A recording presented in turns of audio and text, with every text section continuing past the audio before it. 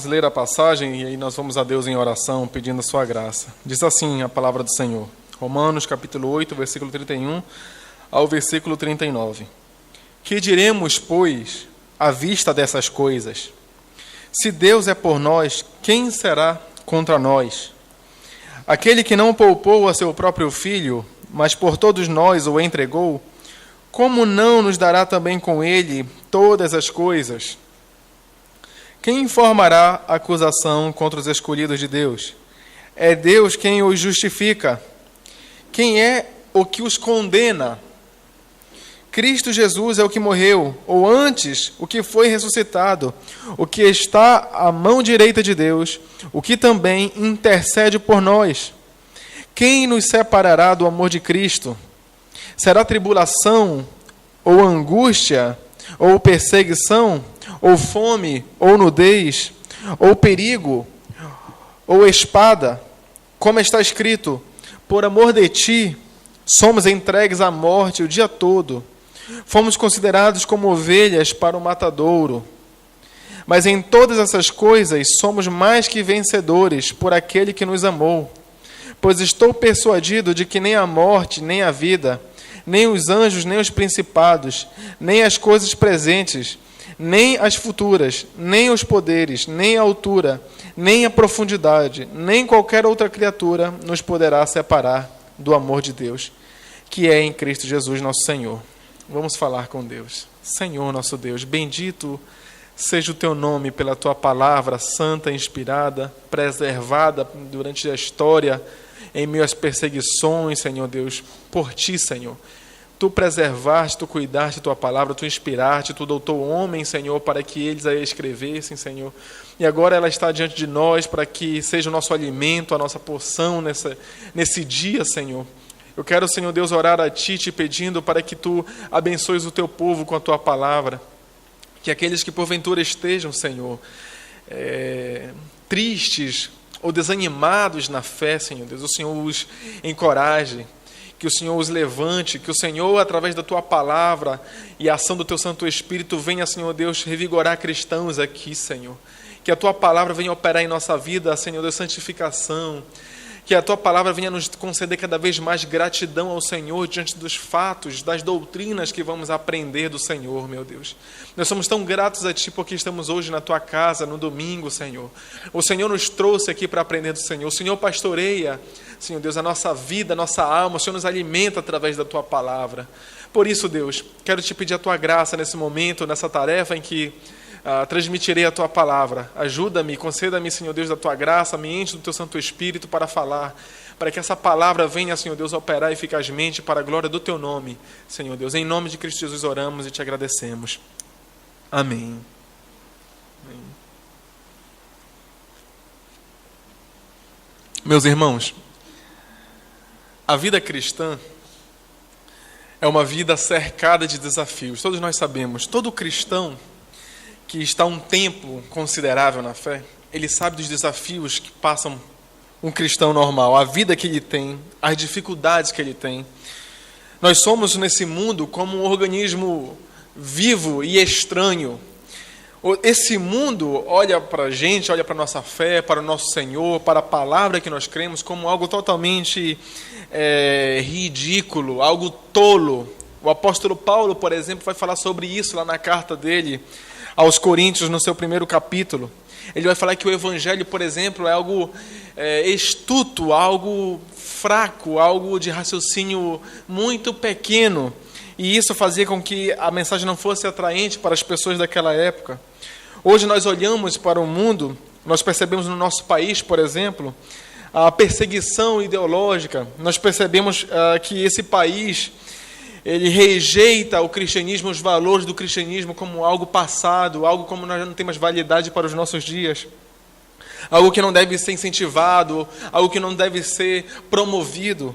Nós somos tidos, por exemplo, como homofóbicos, misóginos, somos tidos como pessoas intolerantes, pessoas que não amamos aos outros, nós somos religiosos.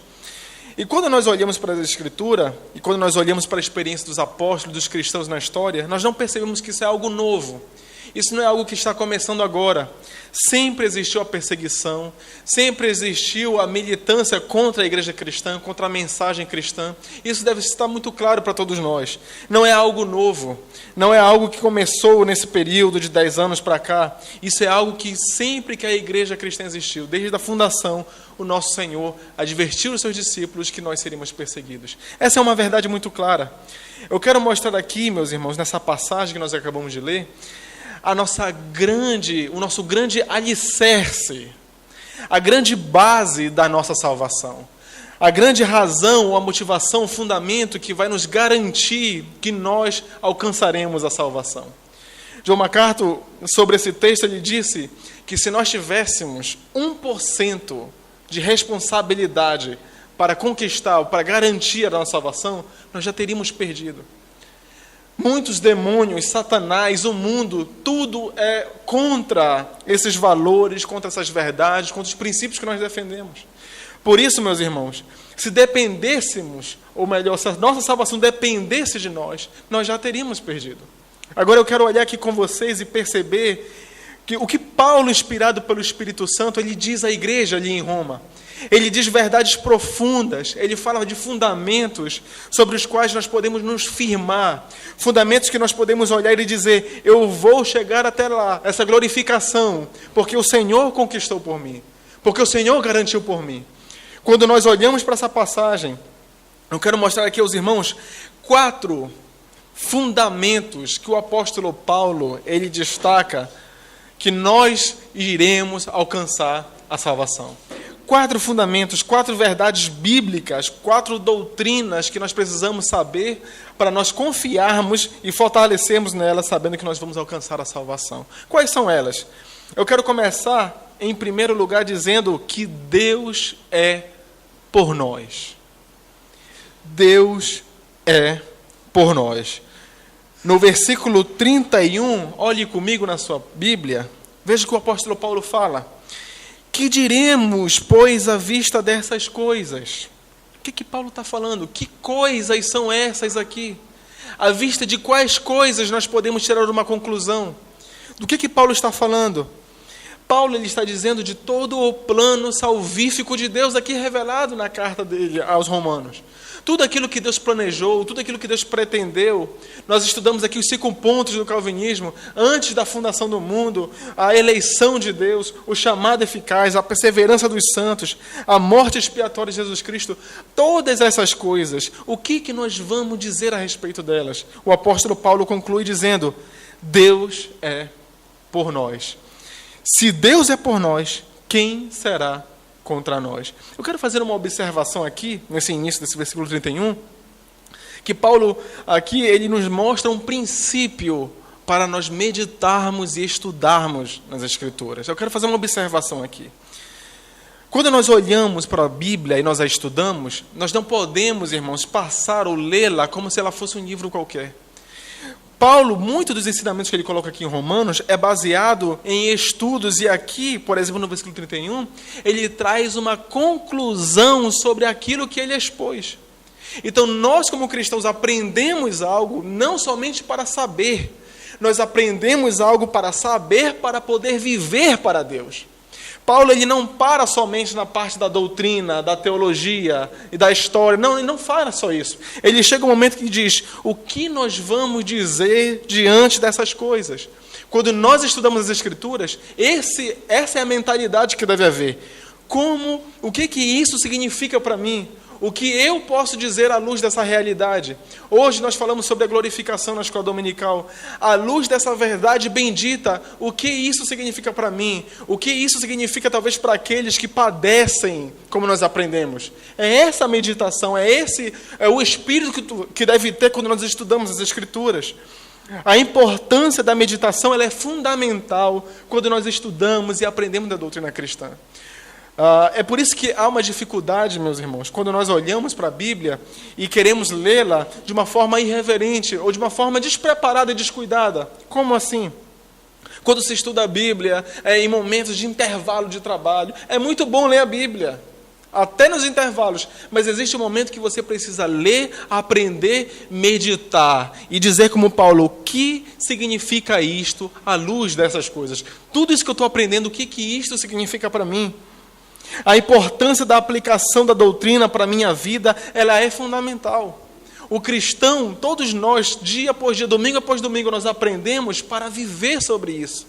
Essa é a forma correta de lidar com as Escrituras. Não uma curiosidade apenas, o se munir de argumentos para estar em debates, mas é para viver essas verdades. E percebam vocês, irmãos, que isso aqui é tão fundamental que isso vai nos dar garantia para poder enfrentar a perseguição, a hostilidade, a acusação do mundo, as mentiras de Satanás. Eu aprendo a doutrina para poder viver a doutrina. Eu medito, eu penso, eu preciso ler, parar e pensar. Eu não posso fazer as coisas correndo.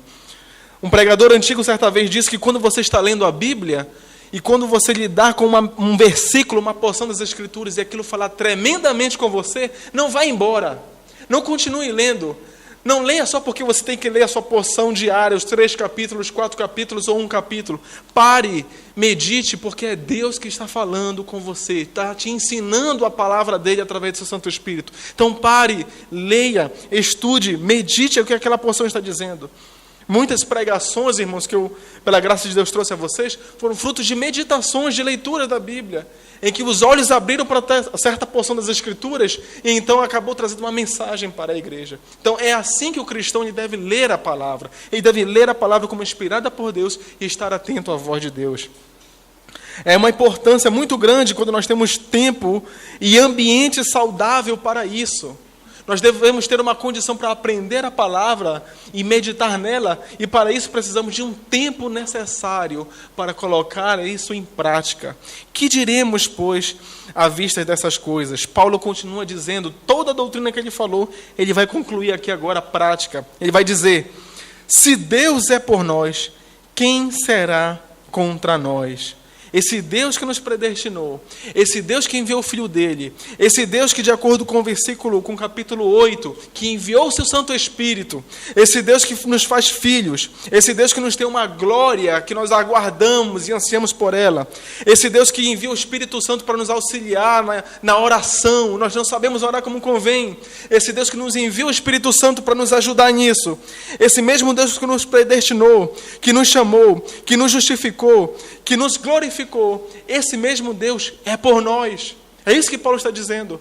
A primeira base de que nós vamos chegar a alcançar essa salvação é porque Deus está ao nosso favor. Deus conquistou tudo isso. Deus ele logrou todos esses objetivos para que nós alcançássemos essa salvação. Por isso é errada a ideia de que o cristão perde a salvação. Porque Deus é por nós. Deus deu algo que é mais precioso, nós vamos ver isso, que é o Filho dele, Jesus Cristo. Deus enviou o seu Espírito Santo sobre o crente, para que o crente chegue aonde Deus pretende para ele. Quando nós olhamos Paulo dizendo, Deus é por nós, quem será contra nós? Quem são, meus irmãos, esses nós aqui? Essa é uma pergunta importante a responder. Quem são esses que fazem parte desse nós aqui? Hoje, no nosso país, as pessoas leem a Bíblia e elas automaticamente saem aplicando tudo o que elas leem a qualquer um e a todos indiscriminadamente. Quem são esses aqui que fazem parte desse nós? Vamos olhar para quem Paulo escreveu? Romanos, no capítulo 1, no versículo 6 ao versículo 7. Romanos, no capítulo 1, no versículo 6 ao versículo 7. Paulo diz, entre as quais sois também vós chamados, para pertencerdes a Jesus Cristo, a todos os que estão em Roma, amados, a outras traduções dizem queridos de Deus, chamados para serem santos, graça a vós e paz da parte de Deus nosso Pai e da do Senhor Jesus Cristo. Para quem Paulo escreveu aqui, foram para os salvos que estavam em Roma. Essa porção ela não se aplica ao descrente, Que nós tenhamos isso muito claro. Essas verdades maravilhosas não se aplicam naqueles que não confessaram o nome de Cristo, aqueles que não foram alcançados para pertencer a Jesus Cristo, aqueles que não foram chamados, aqueles que não são amados de Deus. Essas pessoas não pertencem a essas verdades aqui. Mas para nós, os cristãos, é unicamente aplicável essas verdades. Nós somos aqueles por quem Deus é a favor. Nós somos os únicos, aquele a quem Deus se dispõe a alcançar a salvação pretendida. E o apóstolo Paulo chega a uma conclusão dizendo: quem será contra nós? Quem vai se opor? Quem vai prevalecer? Qual oposição vai prevalecer contra o cristão? Quando nós olhamos Paulo perguntando quem será contra nós, ele não está dizendo que nós não teremos oposição, porque é um fato que o cristão tem oposição na sua vida. O que Paulo está dizendo é: quem vai prevalecer contra nós? Quem conseguirá, quem levará a êxito a perseguição? Quem levará a êxito a luta, a perseguição, a espada? Quem prevalecerá contra nós? E Paulo fala que todas essas oposições que o cristão está sujeito a passar, nenhuma delas prevalecerá, porque Deus está ao nosso favor. Isso é algo muito fundamental para todos nós. Hoje nós não vivemos num período de perseguição, como no Império Romano aconteceu. Mas essas verdades, saibam os irmãos, foram a base para que os irmãos passassem por perseguições naquela época. Isso aqui que Paulo escreveu para eles foram os fundamentos, os alicerces pelos quais eles estavam preparados para passar pelas lutas. Paulo não fez nenhum estudo ou qualquer coisa motivacional, psicológica com eles. O que Paulo fez com esses homens foi mostrar doutrinas aplicadas, doutrinas e aplicação da doutrina à vida. Isso é importante para todos nós. Eu falei na escola dominical a respeito da importância da igreja, do culto público, da escola dominical, como Deus instrui o seu povo, como Deus ele pastoreia o seu povo através da sua palavra. E essas doutrinas que são ensinadas ao povo, elas aplicadas corretamente, elas são os nossos fundamentos para persistir nesse mundo que é hostil a Deus. Paulo fala do segundo fundamento pelo qual o cristão chegará à salvação, o cristão chegará ao seu objetivo. O segundo fundamento se encontra no versículo 32, meus irmãos, do capítulo 8. O apóstolo Paulo fala: aquele que não poupou a seu próprio filho, mas por todos nós o entregou, como não nos dará também com ele todas as coisas? O segundo fundamento, a segunda base sobre a qual o cristão tem a segurança da salvação é o sacrifício de Jesus Cristo. Deus entregou seu filho. Existe aqui umas verdades muito interessantes nesse versículo. A primeira é que Deus não poupou o seu filho. Essa palavra, poupou, ela é muito interessante, porque ela nos revela que Deus não teve pena, misericórdia. Deus não foi sensível a Jesus Cristo. Deus não foi afável, Ele não foi amável a Jesus Cristo, mas Ele entregou a Jesus Cristo. Olha que palavra forte é essa. Paulo está dizendo que no ato da crucificação, Deus não teve misericórdia de Jesus Cristo. Cristo naquele momento era o alvo da maldição de Deus. Cristo naquele momento era o alvo da ira de Deus pelo pecado de todos aqueles que iriam crer nele. Paulo está dizendo que Deus não poupou, não teve misericórdia, não foi sensível a Jesus Cristo. É interessante quando nós olhamos a Trindade nesse processo da salvação. Quando nós olhamos para os evangelhos, nós percebemos a comunhão perfeita do Pai com o Filho. Nós olhamos ali no Evangelho de Jesus Cristo falando, por exemplo, em João 8:29, o Pai não me tem deixado só, porque eu sempre faço o que é do seu agrado. Eu sempre faço o que é do seu agrado. No batismo, em Mateus 3,17, ali nós vemos o próprio Deus Pai falando com uma voz clara, audível, dizendo que Cristo é o Filho dileto dele, e em Jesus o Pai se agradava. Nós olhamos lá em Mateus 17,5, na transfiguração, o próprio Deus mais uma vez falando que Jesus Cristo era o seu Filho querido, que era para os discípulos ouvi-lo. Essa é a verdade bíblica. A comunhão e o amor perfeito entre o Pai e o Filho é algo destacado nas Escrituras. Mas quando nós olhamos em Mateus 27:46, nós olhamos ali Deus em silêncio para o Filho. Quando diz ali que Cristo deu um alto brado, ele gritou, ele não falou na cruz, ele gritou, dizendo: Deus meu, por que tu me desamparaste? Ali houve a rejeição. Ali houve o momento de abandono. Usando uma linguagem do Antigo Testamento, ali os céus se tornaram de bronze para Jesus Cristo. Ali a oração, a comunhão perfeita, ela foi interrompida por causa que Cristo era o alvo da ira de Deus, da maldição. Era um maldito por causa dos nossos pecados. Os nossos pecados são tão terríveis, são tão malignos, são tão perversos e são tão odiáveis a Deus, que Ele fez isso contra o seu próprio Filho que lhe era querido.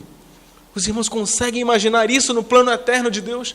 A comunhão perfeita sendo rompida por causa do pecado, o abandono. Por que tu me desamparaste? Não era a dor dos pregos que atormentava Cristo, mas era a separação de Deus, era o abandono de Deus, era o afastamento de Deus.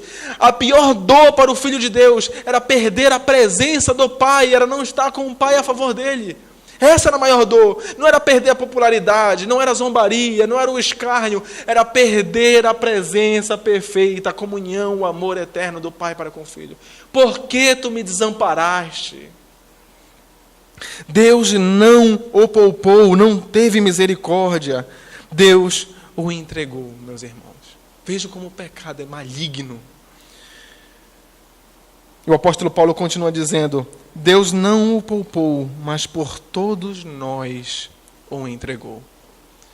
Que base grande nós temos de que Cristo, de que Deus cumprirá o que prometeu para todos nós, a salvação eterna.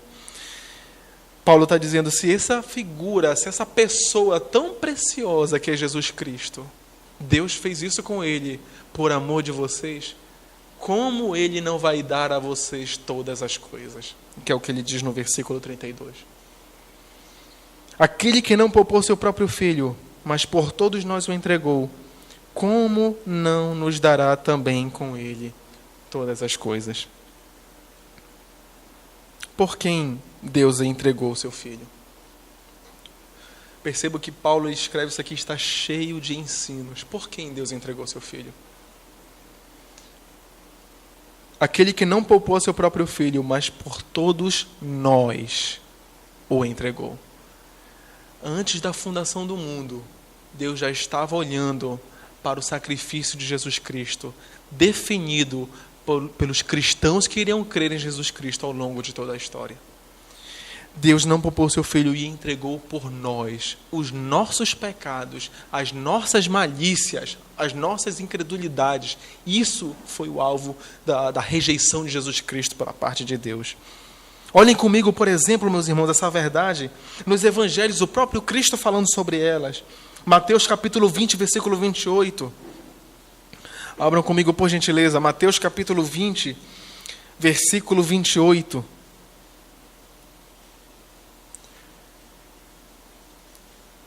Diz assim a palavra de Deus: é assim que o Filho do Homem não veio para ser servido, mas para servir e dar a sua vida em resgate de muitos.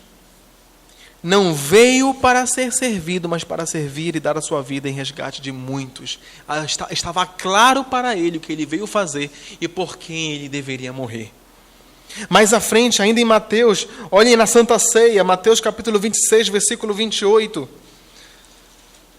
Cristo também nos ensina, através desse momento na ceia, justamente hoje que também nós vamos cercar a mesa, diz assim, Mateus 26, 28, porque este é o meu sangue, o sangue da aliança, que é derramado por muitos, para a remissão de pecados. Estava claro para Cristo isso. Estava claro no plano, no propósito de Deus. O povo dele, nós, aqueles que confessam o seu nome, foi por esse que Jesus Cristo morreu eficazmente. Se você não crer em Jesus Cristo, Deus não lhe é favorável. É isso que as Escrituras mostram. Deus não está ao seu favor. Você não tem o Espírito Santo. Você não tem a comunhão com Deus. Você não tem o amor de Deus. Você não tem o sacrifício de Cristo a teu favor.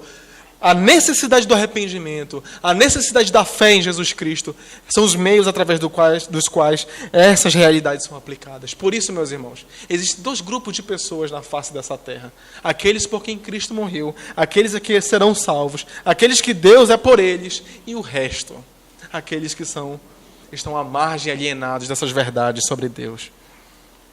Como não nos dará também com Ele todas as coisas?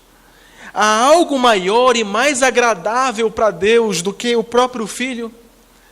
Pense em você. Há algo que Deus mais se comprazia? Há alguma outra criatura que Deus pode dizer, meu filho, eu amo mais aquilo do que a ti? A comunhão da Trindade Santa era perfeita na eternidade. Deus não era alguém que estava totalmente carente e teve que criar o ser humano, mas ele era alguém que estava em comunhão perfeita com Jesus Cristo. O Espírito Santo habitavam plenamente e perfeitamente. Não há nada maior do que Jesus Cristo, e Deus o entregou. Se Deus o entregou, como Ele não vai dar para a gente tudo aquilo que Ele tem prometido? É interessante que o apóstolo Paulo fala que Deus nos dará com Jesus Cristo todas as coisas. Às vezes nós pensamos na glória, na eternidade, somente no fato de viver para sempre, ou de viver eternamente como uma qualidade de vida. Mas de acordo com Paulo nessa passagem, Paulo está dizendo que a nossa recompensa, a nossa herança será a presença e a comunhão perfeita com Jesus Cristo. Todas as coisas serão dadas, é verdade, mas com Ele. Cristo será a nossa grande porção, será a nossa grande herança, será a grande comunhão que nós teremos com Ele.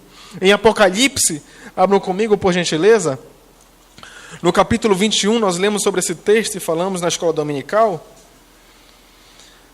Nós colocamos o foco no versículo 4 na escola dominical. Aqui eu quero colocar no versículo 3.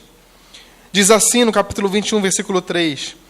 Ouvi uma grande voz vinda do trono dizendo: Eis o tabernáculo de Deus está com os homens, e Ele habitará com eles.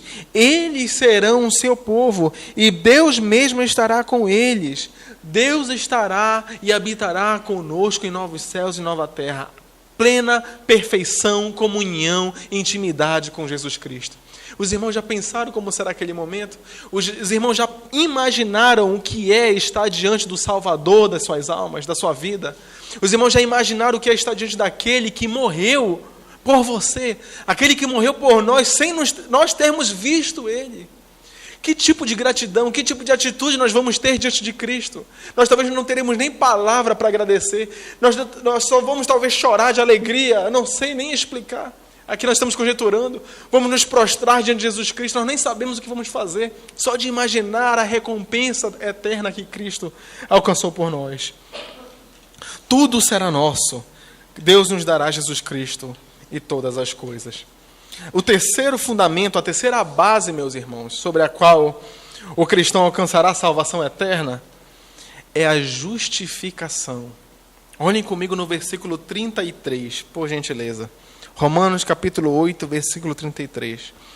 Paulo fala: quem formará acusação contra os escolhidos de Deus? É Deus quem os justifica.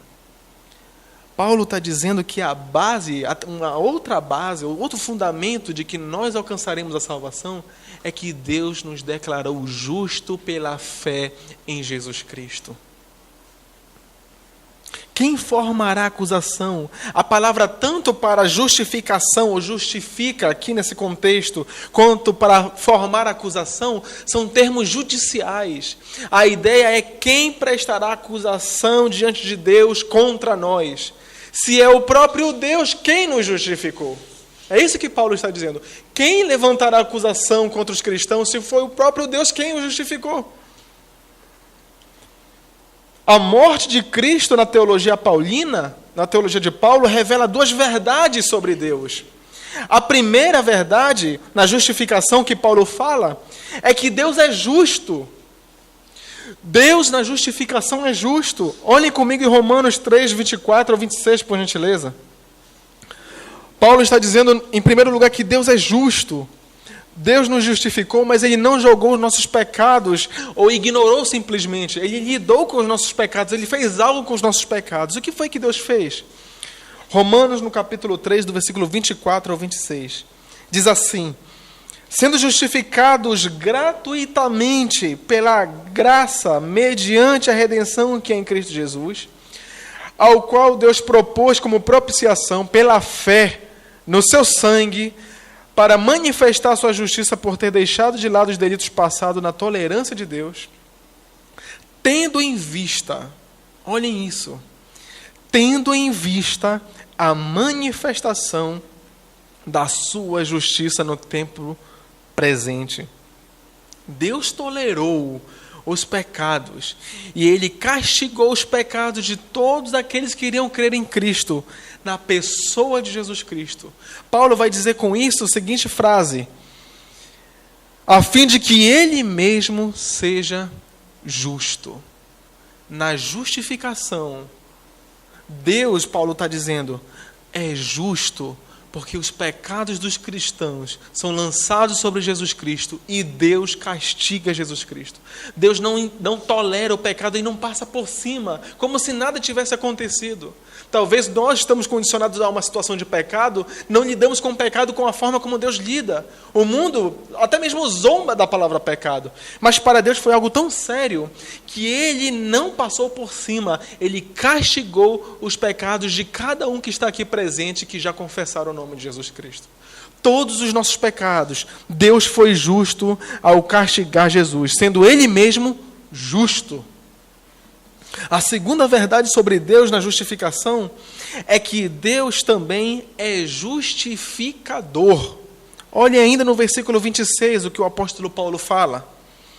Tendo em vista a manifestação da sua justiça no tempo presente, a fim de que Ele mesmo seja justo e justificador daquele que tem fé em Jesus. Então, a terceira garantia da nossa salvação é que Deus nos justificou de acordo com os méritos de Cristo. Não haverá, meus irmãos, orgulho no céu.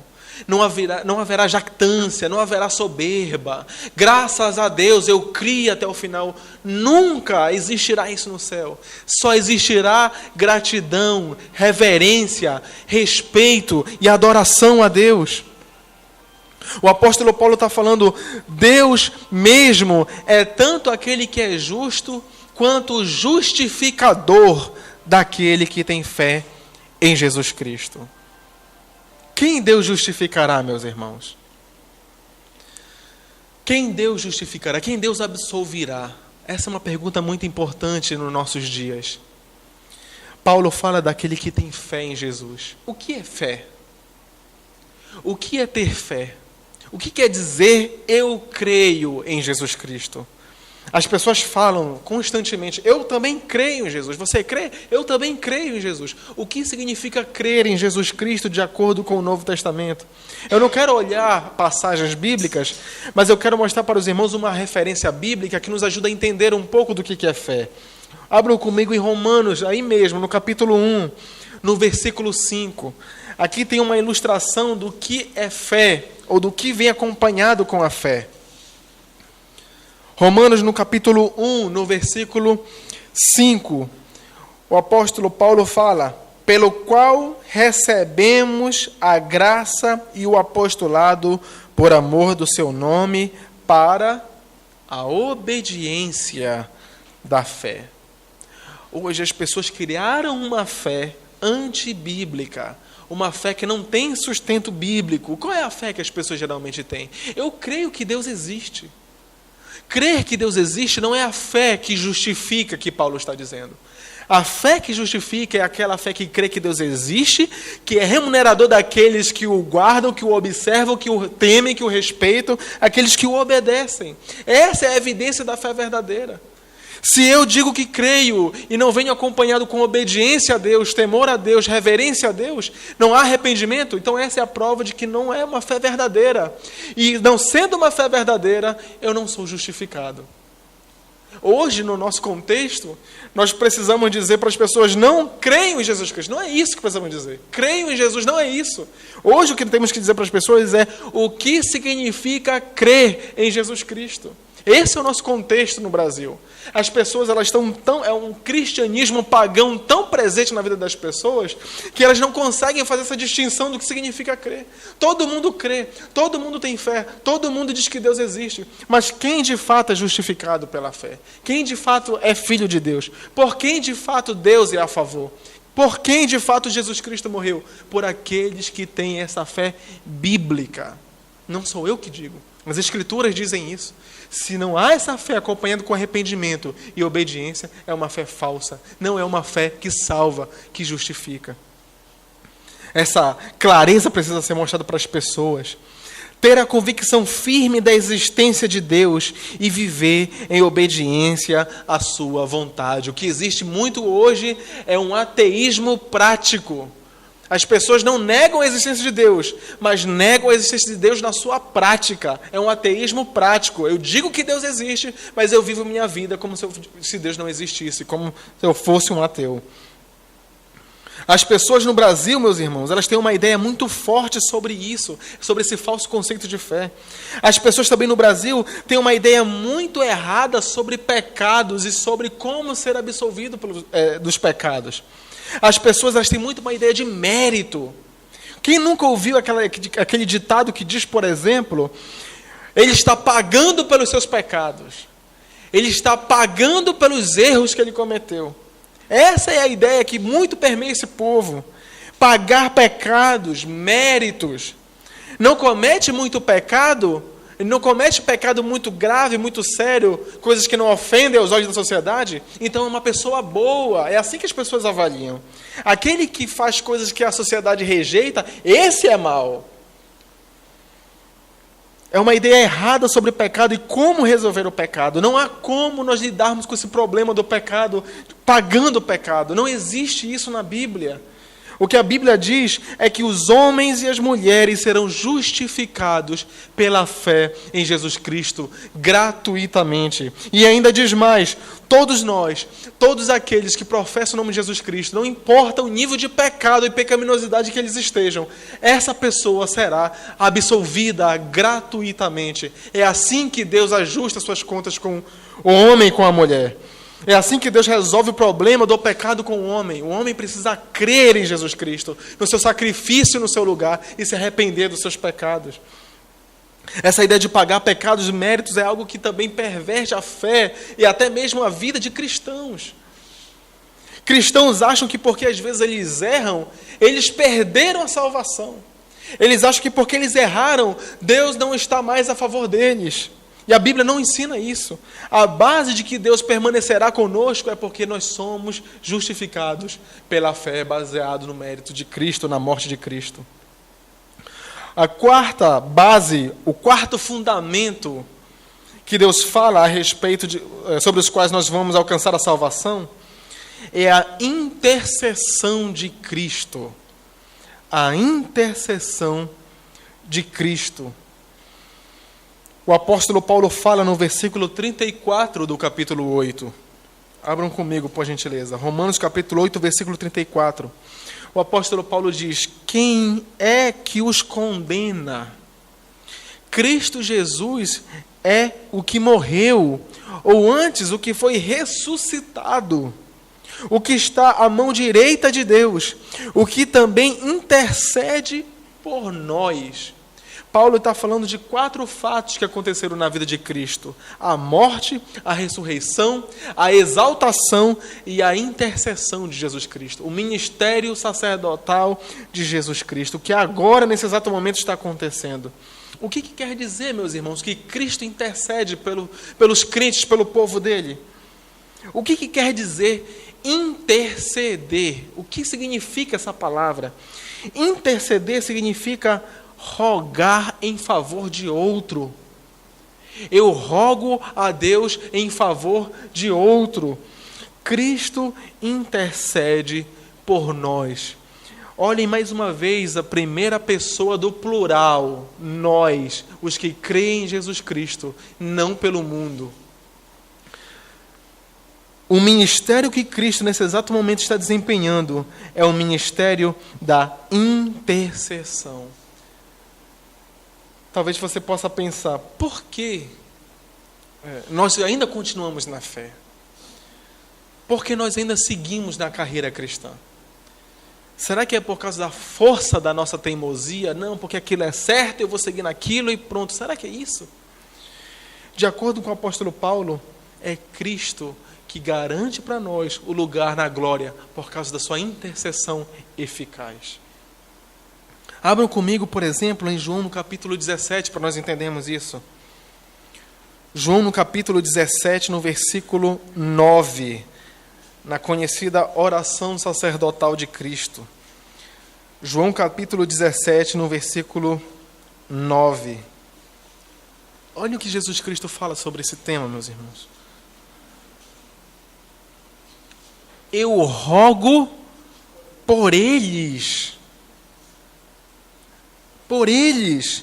Não rogo pelo mundo, mas por aqueles, o número claro, definido de pessoas, por aqueles que me tens dado, porque são teus. Cristo está falando nesse contexto sobre os discípulos. Mas quando nós olhamos no versículo 20, não é somente para os discípulos naquela época. Olha o que diz o versículo 20. Não rogo somente por estes, mas também por aqueles que creem em mim por meio da sua palavra. Cristo intercede eficazmente por aqueles que são cristãos. Essa é a base pela qual nós chegaremos até a glória. A intercessão eficaz de Jesus Cristo. Deus jamais deixará ou negará uma oração de Jesus. E se Cristo intercede a nosso favor, é porque nós chegaremos lá. Se dependesse da nossa oração, se dependesse da nossa vida pequena de santidade, coitado de nós, meus irmãos. Se dependesse da nossa força para resistir a Satanás, o mundo, as investidas do mundo, nós não teríamos condições. Mas Cristo é que está eficazmente, como diz aqui em Romanos capítulo 8, versículo 34, à direita de Deus, ao lado de Deus, dizendo em favor da igreja: Pai, guarda-os, livra-os do maligno, guarda-os. Eles vão morrer, é verdade, mas guarda-os, não deixe que a fé deles desfaleça. Eles vão ser humilhados, mas guarda-os, não deixe que a fé deles desfaleça. É assim que chegaremos até a glória. Essa é a base da nossa salvação. Essa é a garantia de que chegaremos lá. O amor de Deus, o amor de Cristo, o ministério perfeito do Senhor. Nesse exato momento, Cristo intercede por nós. É o ministério dele presente. Ora para que nós, quando pecamos, voltemos à fé, à caminhada, para que nós nos arrependamos. É assim que Cristo faz conosco. Quando nós olhamos o exemplo de Pedro, esse é um exemplo muito claro e bem vivo. Lucas, no capítulo 22, meus irmãos. Abram comigo, por gentileza. Isso aconteceu na prática, e Cristo aqui na terra tinha dito para Pedro isso. Lucas capítulo 22, no versículo 31 e 32. Lucas no capítulo 22, no versículo 31 e 32. Olha o que Cristo fala para Pedro. Simão, Simão, eis que Satanás obteve permissão para vos joeirar como trigo. Você já imaginou se Cristo falasse isso para você? Olha, agora Satanás tem permissão para te peneirar, para te testar. Mas eu roguei por ti, para que a tua fé não desfaleça, Pedro. E tu, uma vez arrependido, fortalece teus irmãos. Tu serás tentado severamente por Satanás. Cristo, pela sua intercessão, não vai evitar que nós passemos por dificuldades, mas Ele vai garantir que nós sobrevivamos às dificuldades e passemos por elas. Essa é a intercessão eficaz de Cristo. Quem é que os condena? Cristo é quem intercede por nós. Que maravilha!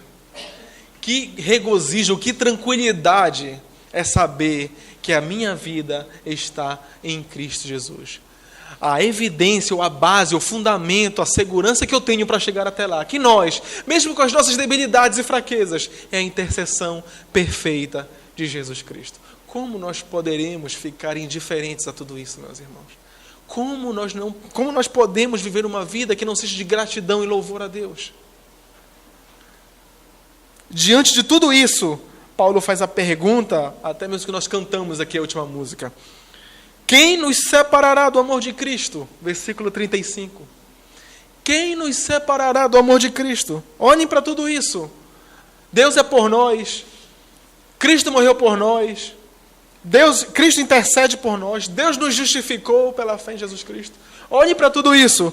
Quem nos separará do amor de Cristo? E Paulo começa agora a falar de várias experiências que ele mesmo passou. Será tribulação, angústia? Eu devo encarar o mundo, as dificuldades de acordo com essas doutrinas em mente. Eu preciso saber, sabendo isso, quem nos separará do amor de Cristo? É tribulação? É angústia? É perseguição? É fome? Nudez? Perigo? Espada? É a tribulação desse mundo, é a pressão, é a angústia, as aflições que muitas vezes nos cercam, as coisas externas desse mundo que atacam o nosso espírito, a nossa alma. É a angústia. O que quer dizer angústia? Essa palavra aqui no original é muito interessante. Angústia aqui significa lugar estreito. O cristão aqui nesse mundo é como se ele vivesse em um lugar estreito, desconfortável, um local que é desagradável, um local que ele não tem paz, ele não descansa, é militância constantemente contra o pecado, é contra as provações, é contra a adversidade. E Paulo está dizendo, isso vai nos separar do amor de Cristo? A angústia, a perseguição. E pensar, irmãos, que esses romanos iriam passar por perseguições severas. Imagine só se eles não soubessem de verdades como essa que Paulo escreveu, inspirado pelo Espírito Santo. Eles iriam passar por perseguição, iriam ser queimados, iriam ser torturados. Paulo já havia dito para eles, nada vai nos separar do amor de Cristo. Vocês vão morrer, vão ser trucidados, é verdade, mas nada vai nos separar do amor de Cristo. Lá em Apocalipse, Cristo ressuscitado fala para a igreja, ser fiel até a morte. Mas nada vai nos separar. Nada vai nos separar do amor de Cristo. Ele continua falando, fome, nudez vai nos separar? Necessidades físicas básicas nesse mundo vão nos separar do amor de Deus? Quando você vê uma pessoa que abandona a fé por causa disso, é porque ele nunca foi um crente verdadeiramente. Um cristão, ele está acima, ele pela fé, pela força de Deus, ele passa por cima das suas necessidades físicas, continua temente e firme a Deus. É o exemplo que nós temos do próprio Jó. Perdeu tudo, mas continua crendo. Intercessão eficaz de Jesus Cristo. Perco tudo, mas continuo na fé. Não tenho nada, sou roubado, moro num lugar perigoso, não tenho nada, não consigo emprego, não consigo nada, mas continuo crendo em Jesus Cristo. Isso é crer. Isso é Deus permanecendo, mantendo a fé do cristão firme. E Paulo continua dizendo, perigo, espada, meus irmãos, ameaças constantes. Aqui no nosso contexto não tem tanto isso, é verdade, mas quando nós olhamos no mundo afora, perigo, espada, ameaça, não tem paz, cristãos não conseguem dormir em paz, com medo das casas serem invadidas e as pessoas sendo arrastadas. Perigo, espada vão nos afastar, vão nos separar do amor de Cristo? Paulo está fazendo uma pergunta retórica, ele está dizendo que não. Não. A força para nós perseverarmos até o fim não está na nossa força, na nossa fé, na nossa teimosia. A base para isso é o amor de Cristo. É a intercessão, a morte, o favor de Deus ao nosso lado, perfeitamente. E Paulo continua dizendo no versículo 36 algo muito interessante que caracteriza o cristão. Ele diz no versículo 36, como está escrito, por amor de ti, somos entregues à morte o dia todo. Fomos considerados como ovelhas para o matadouro. Isso é uma marca de um verdadeiro cristão. Ele é nesse mundo alguém odiado, rejeitado, hostilizado. Um cristão nesse mundo, ele é como uma ovelha que é levada para o matadouro. Essa é a situação de um cristão. Por isso que essa ideia de um cristianismo triunfalista é antibíblica.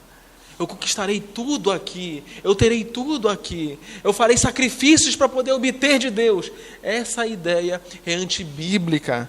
O apóstolo Paulo está dizendo que por amor de Cristo somos entregues à morte o dia todo. O tempo não permite lermos outros versículos, mas leia todo o capítulo 10 de Mateus. Você vai ver o que Cristo fala para aqueles homens. Cristo fala para eles: não fiquem com medo dos homens que matam um corpo, mas temam a Deus, que esse tem o poder para lançar na guiena, no inferno, tanto o corpo quanto a alma. Os homens vão perseguir vocês, é verdade, mas fiquem firmes. Vocês serão odiados por da sua família, é verdade, mas fiquem firmes. O cristão é alguém que é caracterizado por hostilidade, por perseguição nesse mundo. Você é alguém estranho nesse mundo? Você já fez essa pergunta? Você é alguém que é rejeitado ou você é alguém que é amado e aclamado por esse mundo? A marca de que eu sou um cristão é que as pessoas, de uma forma bem clara, bem simples, elas não gostam da minha verdade, da moralidade que eu tenho por amor a Deus. Elas não gostam. Qual é o teu círculo de amizade? O que caracteriza tu como pessoa? Qual é o teu círculo de amizade? Com quem mais tu te compraz em estar? Jesus Cristo falou: ai de vós quando todos vos louvarem, pois assim fizeram com os falsos profetas. Não é o louvor a característica do verdadeiro cristão, mas pelo contrário, é a hostilização. Em Lucas, no capítulo 14, isso é tão sério para Jesus Cristo, que ele fala para aqueles que queriam segui-lo, pense muito bem no preço que vai custar ser meu discípulo. Pense muito bem, eu estou parafraseando, pense muito bem, leia depois. Pense muito bem o que significa ser meu seguidor. Você vai perder. Você precisa estar ciente disso. E nós precisamos estar cientes disso. Veio adversidade, perseguição, tribulação, fome, nudez, angústia, tribulação, veio tudo isso? É normal para um cristão. Paulo segue dizendo, para nós concluirmos: mas em todas essas coisas somos mais que vencedores. Paulo está dizendo que Deus não vai nos proteger de passarmos por essas dificuldades.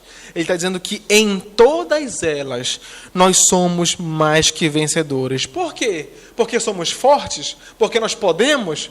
Porque nós temos, entre aspas, o livre-arbítrio? Não. Por aquele que nos amou. Por causa do amor de Deus, por causa de Cristo, é que nós triunfaremos. Esse é o triunfalismo bíblico. Na dependência de Deus, passaremos por adversidades, lutas e tentações. Em todas essas coisas, somos mais que vencedores por aquele que nos amou. Pois eu estou persuadido, estou convicto, estou convencido, é isso, eu reitero, meus irmãos, que a doutrina faz. Estou convencido, eu entendo, estou persuadido de que nem a morte, nem a vida, nem os anjos, nem os principados, nem as coisas presentes, nem as futuras, nem os poderes, nem a altura, nem profundidade, nem qualquer outra criatura nos poderá separar do amor de Deus que é em Cristo Jesus, nosso Senhor. Paulo está dizendo: nada, essa que é a conclusão, nada vai nos separar do amor de Deus, do amor de Cristo. Ele usa linguagens extremas, morte, vida, altura, profundidade. Ele usa também principados, demônios, anjos perversos, Satanás, com toda a sua astúcia, não impedirá que alcancemos a glória. Nada nos separará, nem qualquer outra criatura, absolutamente nada, impossível, nos poderá separar do amor de Deus que é em Jesus Cristo nosso Senhor. Deus nos ama, Deus está a nosso favor, Deus nos justificou, Deus intercede por nós através do Filho, Deus nos justificou, Ele enviou o seu Filho por nós para concretizar a salvação uma vez prometida. Aqueles a quem Deus predestinou, a este chamou, aos que chamou, a este justificou, aos que justificou, a esses ele vai glorificar. Qual é a base, o fundamento? O amor de Deus. O amor de Deus é a base pela qual nós sabemos que vamos chegar até lá. Aqui tem algo interessante nessa passagem, eu quero concluir aqui. Tudo isso aqui que eu falei, meus irmãos, isso aqui se aplica única e exclusivamente à igreja do Senhor Jesus, aqueles que confessam o seu nome, eu já falei isso. Mas eu quero trazer aqui um ensino, uma explicação de quem Deus ama.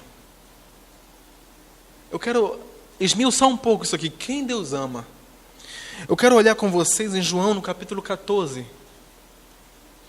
Quem é alvo do amor de Deus, do afeto, da comunhão perfeita com Deus? João, no capítulo 14, no versículo 21.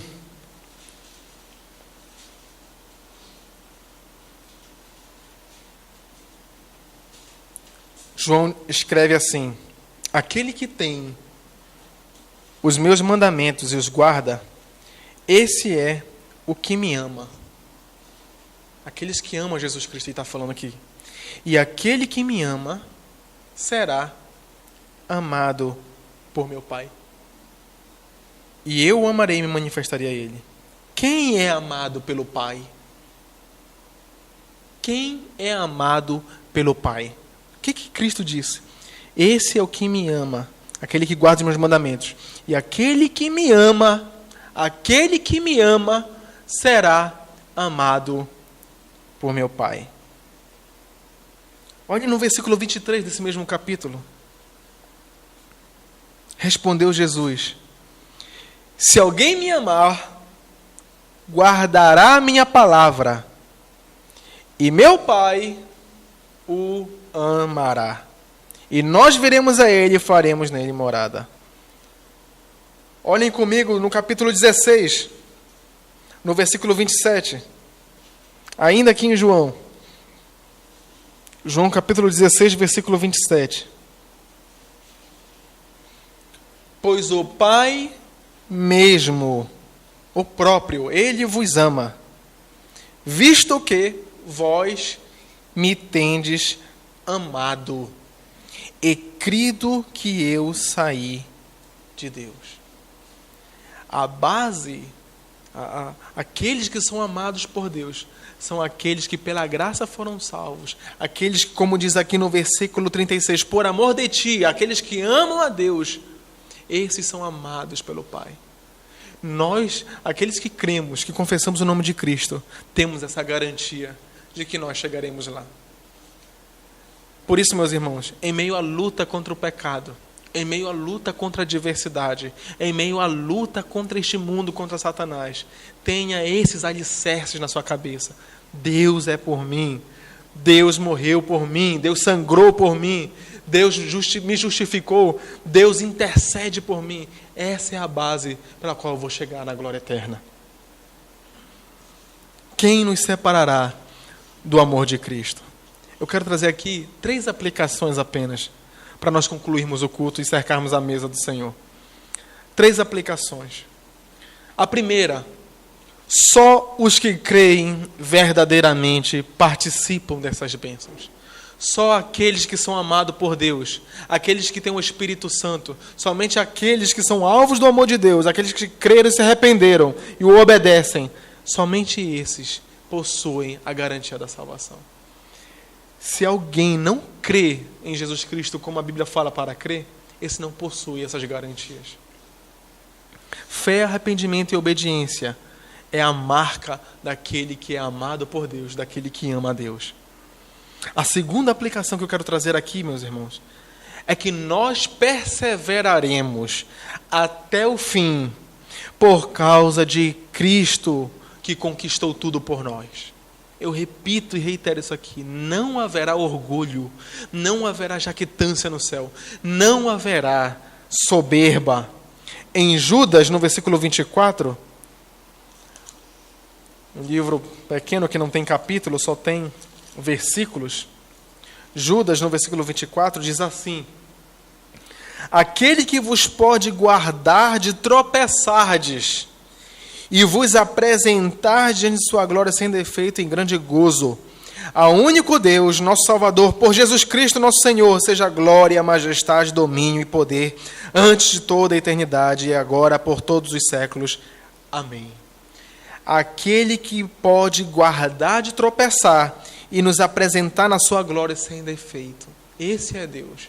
Esse é o compromisso de Deus com o seu povo, com a sua igreja.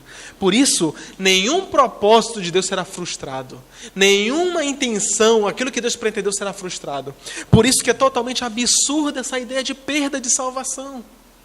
É uma ideia totalmente que não tem base bíblica. Aqueles a quem Deus predestinou, eles vão perder a salvação? Não tem sustento bíblico.